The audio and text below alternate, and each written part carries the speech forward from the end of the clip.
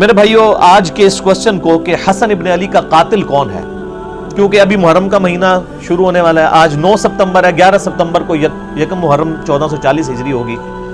تو حسین علیہ السلام کے اوپر زیادہ گفتگو ہو رہی ہوتی ہے، حالانکہ حسن ابن علی کو بھی شہید کیا گیا، ان کو زہر دے کے قتل کیا گیا. ان کا قاتل کون ہے اس کو میں احادیث کی روشنی میں بعد میں ڈسکس کروں گا. شروع میں اہل حدیث علماء کے 3 ریفرنسز کوٹ کروں گا، کیونکہ اس وقت پریکٹیکلی سعودیہ اور ایران ٹسل کے اندر یزیدیت اور ناسبیت، یعنی حسین علیہ السلام سے بغض یزیدیت اور مولا علی علیہ السلام سے بغض ناسبیت، اس کا پریکٹیکل جھنڈا اس وقت بعض اہل حدیث علماء نے اٹھایا ہوا ہے. سارے اہل حدیث کی نہیں بات کر رہا، بعض تو ماشاءاللہ پھر انہوں نے ناسبیت کا رد کیا ہے، جیسے شیخ زبیر لیزئی رحمہ اللہ تعالی ہے، المتوفا 1435 ہجری، بمطابق 10 نومبر 2013 ان کی ڈیتھ ہوئی. اور مولانا اسحاق صاحب فیصل آباد والے رحمہ اللہ تعالی، المتوفا 28 اگست 2013، دونوں ایک ہی سال فوت ہوئے. میرے دونوں استاد ایک ہی سال میں، ایک اگست کے مہینے میں اور دوسرے نومبر کے مہینے میں 2013 کے اندر. اللہ تعالیٰ ان کی قبروں کو نور سے بھرے، انہیں نیک کاموں کا اجر عطا فرمائے، ان کی برائیوں سے درگزر فرمائے. ان دونوں نے یعنی اہل بیت کے دفاع کا وہ حق ادا کیا جو شاید سو کالڈ وہ لوگ جو اہل بیت کی محبت کا دم بھرتے ہیں انہوں نے بھی نہیں دیا. اسی لیے میں دیکھتا ہوں کہ ان لوگوں کی سائٹس کے اوپر بھی، ان لوگوں کے بھی فیس بکس اور یوٹیوب کے اوپر ان لوگوں کی ویڈیوز شیئر ہوئی ہوتی ہیں محرم کے دنوں کے اندر، الحمدللہ. لیکن ساتھ ہی ساتھ بعض اہل حدیث میں ہی علماء ہیں جن میں ٹاپ آف دا لسٹ ہمارے جیلم شہر کا ایک فیض عالم صدیقی تھا، ناسبی، جو قتل بھی ہو گیا بعد میں، 1988 کے راؤنڈ اباؤٹ کی بات ہے، جنہوں نے ناسبیت پھیلائی. اور اللہ تعالیٰ نے جیلم سے ہی، ہماری اکیڈمی سے واکنگ ڈسٹنس پہ وہ مسجد ہے، بابے بگے کی مسجد اسے کہتے ہیں، جدھر فیض عالم صدیقی جمعہ پڑھایا کرتا تھا، اہل حدیث کی مسجد تھی. تو آپ دیکھ لیں اسی شہر سے، اس سے چند قدموں کے فاصلے سے ہی الحمدللہ کتاب و سنت کی آواز اٹھی ہے، اور دنیا کے 7 بر اعظموں تک اہل بیت کی محبت کی شمع جو ہے وہ روشن ہوئی ہے الحمدللہ. تو میں اس لیے اہل حدیث علماء کے 3 ریفرنسز سے آغاز کروں گا. 2 ریفرنسز جو ہیں وہ صحیح مسلم کی شرح میں جو اہل حدیث نے چھاپی ہوئی ہے، مکتبہ اسلامیہ نے بھی چھاپی ہے، باقی مکتبوں نے بھی، مکتبہ رحمانیہ نے بھی، علامہ وحید الزمان رحمہ اللہ تعالی کی، اور ایک شرح صحیح بخاری کی، وہ بھی اہل حدیث نے چھاپی ہوئی ہے، سید محمد داؤد راز رحمہ اللہ تعالی، جو انڈیا پاکستان جب نہیں بنا تھا اس سے پہلے پوری جمعیت اہل حدیث ہند کے وہ ہیڈ تھے. انہوں نے 8 جلدوں پہ صحیح بخاری کی شرح لکھی ہے، جو آپ کے پاس PDF اویلیبل بھی ہے عموماً نیٹ کے اوپر. ان کا میں ایک ریفرنس انشاءاللہ یہاں پہ کوٹ کروں گا. اور چونکہ ہماری HD ریکارڈنگ ہوتی ہے تو اسی ریکارڈنگ میں انشاءاللہ آپ کو سکرین کے اوپر HD وہ JPGs نظر بھی آ جائیں گے. جب اس کو ہم اپلوڈ کریں گے اس سے پہلے اس کو انشاءاللہ پبلش کروا لیں گے فرحان بھائی انشاءاللہ تعالی. ان کو میں نے وہ سارے JPGs جتنی بھی آج ریفرنسز آنے ہیں نا وہ انشاءاللہ آپ کو سکرین میں نظر آئیں گے انشاءاللہ تعالی. لہذا ٹینشن لینے کی ضرورت اس حوالے سے نہیں ہے. پہلا ریفرنس ہے میرے بھائیو شرح صحیح مسلم اہل حدیث کی، علامہ وحید الزمان. صحیح مسلم میں حدیث ہے انٹرنیشنل نمبر کے مطابق 6409. میں نے اپنے لیپ ٹاپ کے اندر وہ پہلے ہی کر کے رکھی ہے تاکہ میں آپ کو ورڈ بائی ورڈ وہ کمنٹس پڑھ کے بتا سکوں.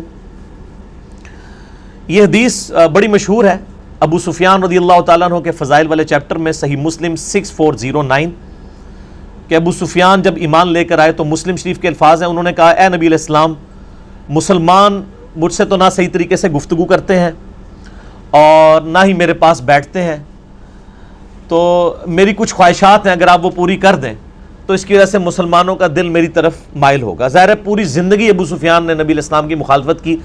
ابو جہل تو صرف بدر میں آیا تھا نا، اس کے بعد ساری جنگیں ابو سفیان نے لڑی تھی. فتح مکہ کے موقع پہ وہ مسلمان ہو گیا، تو ظاہر ہے کوئی سوئچ تو آن نہیں ہونا تھا کہ ایک دن میں ہی لوگ اس سے محبت کرنا شروع کر دیتے.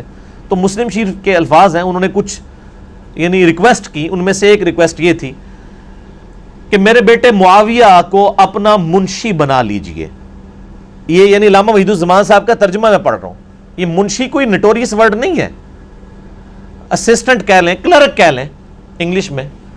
یعنی اپنا اسسٹنٹ رکھ لیں، چونکہ یہ کاتب بھی تھے تو ان کو کاتب کے طور پہ آپ رکھ لیں. تو اس حدیث کے اینڈ پہ جو راوی ہے نا زمیل، ان کے الفاظ ہیں، وہ کہتے ہیں کہ ابو سفیان اس دن جو کچھ نبی علیہ السلام سے مانگ رہا تھا نا، آپ اس کے جواب میں ایگری کرتے جا رہے تھے، کیونکہ آپ علیہ السلام کی عادت تھی کہ آپ انکار نہیں کیا کرتے تھے. تو اس طریقے سے سفارشی طور پر ابو سفیان نے اپنے بیٹے معاویہ ابن ابی سفیان رضی اللہ تعالیٰ عنہما کو جو ہے نبی علیہ السلام کے منشی کے طور پہ، اسسٹنٹ کے طور پہ، کاتب کے طور کے اوپر بھرتی کروایا. باقی وہ کاتب وحی اور باقی ڈیٹیلز وہ میرا کلپ آپ دیکھ لیں. حضرت معاویہ کے بارے میں لاکھوں لوگوں نے دیکھا ہے، کیا حضرت معاویہ کاتب وحی تھے رضی اللہ تعالیٰ عنہ؟ تو میں نے بتایا کہ ہاں کاتب وحی تھے، لیکن ساتھ کچھ اور حقائق بھی جڑے میں جو آج میں ڈسکس نہیں کروں گا. اچھا، اس حدیث کی شرح میں صحیح مسلم 6409 میں آپ ذرا ورڈ بائی ورڈ اہل حدیث عالم علامہ وحید الزمان کے کومنٹس، اور اہل حدیث ہی چھاپ رہے ہیں، یہ ذرا سنیے. یہ آپ صلی اللہ علیہ وآلہ وسلم کا حسن خلق تھا، یعنی آپ علیہ السلام کا حسن اخلاق تھا، اور مصلحت بھی تھی، کیونکہ ابو سفیان کافروں کا سردار تھا. اس کی تالیف قلب بھی ضروری تھی، ہر چند ابو سفیان کا اسلام پہلے پہل تو جان کے ڈر سے تھا، مگر بعد میں شاید وہ پختہ ہو گیا ہو، اور جب آدمی اسلام لایا تو اس کے قصور اور کفر کے وقت کے سب گناہ معاف ہو جاتے ہیں. آپ صلی اللہ علیہ وآلہ وسلم نے تو وحشی قاتل حمزہ کا بھی اسلام قبول کر لیا تھا، لیکن اس پر بھی ابو سفیان کا خاندان نبوی صلی اللہ علیہ وآلہ وسلم کا ہمیشہ دشمن رہا. ابو سفیان عمر بھر حضرت صلی اللہ علیہ وآلہ وسلم سے لڑتا رہا، اور صدہا مسلمانوں کو اس نے شہید کیا.